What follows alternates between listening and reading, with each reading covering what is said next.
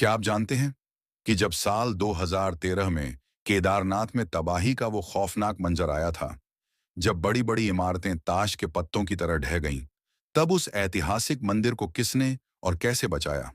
आज हम चलेंगे एक ऐसी यात्रा पर जो विज्ञान की समझ से परे है और सिर्फ महादेव के चमत्कार की गवाही देती है।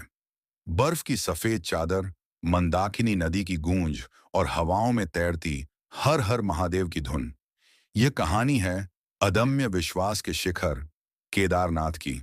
यह सिर्फ एक मंदिर नहीं, बल्कि आस्था, तपस्या और चमत्कार का जीवंत प्रतीक है।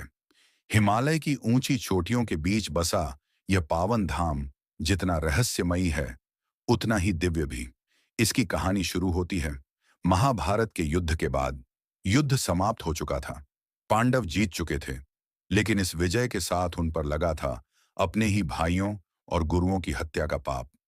पाप से मुक्ति पाने के लिए महर्षि वेदव्यास ने उन्हें सलाह दी, भगवान शिव की शरण में जाओ। लेकिन महादेव पांडवों से रुष्ट थे। जब पांडव काशी पहुंचे तो शिव वहां से अंतर्ध्यान होकर हिमालय की कंदराओं में चले गए। पांडव उनका पीछा करते करते गुप्त काशी पहुंचे।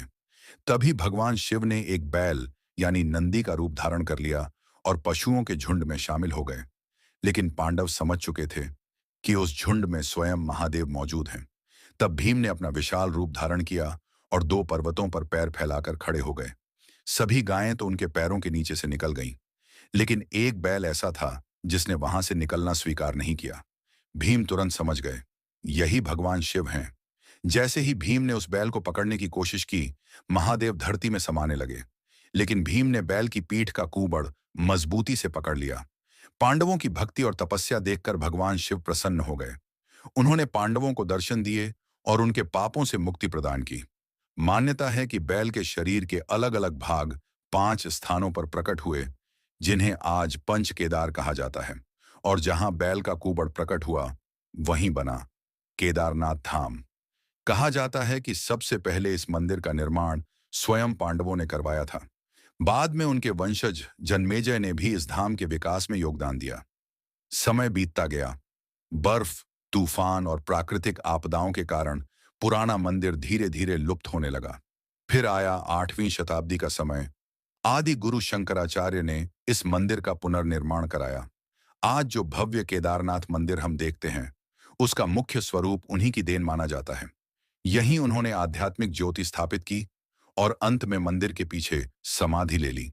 लेकिन सबसे बड़ा रहस्य आज भी यही है, हजारों साल पहले इतनी ऊंचाई पर इतने विशाल पत्थरों से यह मंदिर आखिर बनाया कैसे गया? मंदिर को विशाल पत्थरों से बनाया गया है, जिन्हें बिना सीमेंट और गाड़े के इंटरलॉकिंग तकनीक से जोड़ा गया। इसका मजबूत और ऊंचा चबूतरा इसे बर्फीले तूफानों और बाढ़ से बचाता है। वैज्ञानिक भी इस मंदिर की मजबूती देखकर हैरान हैं।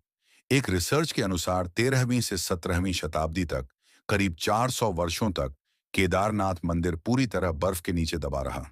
लेकिन जब बर्फ पिघली तो मंदिर वैसा का वैसा सुरक्षित मिला।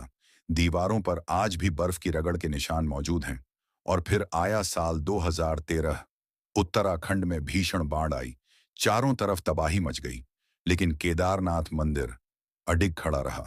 बाढ़ के दौरान एक विशाल चट्टान बहती हुई आई और मंदिर के ठीक पीछे रुक गई।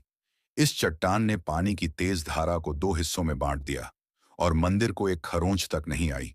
आज उस चट्टान को भीमशिला कहा जाता है।